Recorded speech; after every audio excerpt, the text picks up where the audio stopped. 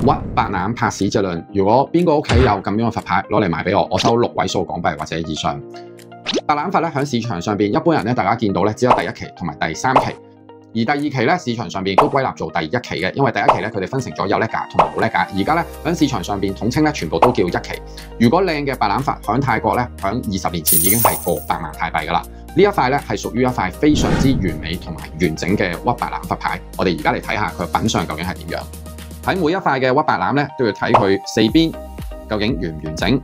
仲有前邊嘅佛身。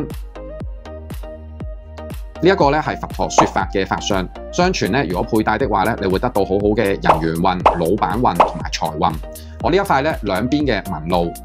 屋仔同埋包括喺佛身上邊咧都係非常之清晰，而且冇任何嘅修補同埋斷裂。喺呢度咧有一個小貼士俾所有嘅新手。屈白欖如果係有上叻架的話咧，佢上邊會有好多呢一啲黑色一點點嘅 key 款，key 款咧係一啲黑色嘅塵嚟嘅，會令到塊牌更加容易辨認。而屈白欖咧喺市場上邊有分1至到10個帽，咁視乎兩邊嘅屋仔究竟有幾多條線啦，個佛像嘅肥或者瘦嚟到定義嘅。佛咧喺泰國被譽為9大招財聖物之一，而白欖佛嘅1期咧價錢由大概1萬蚊港幣到最貴嘅可能30-40萬港幣都有。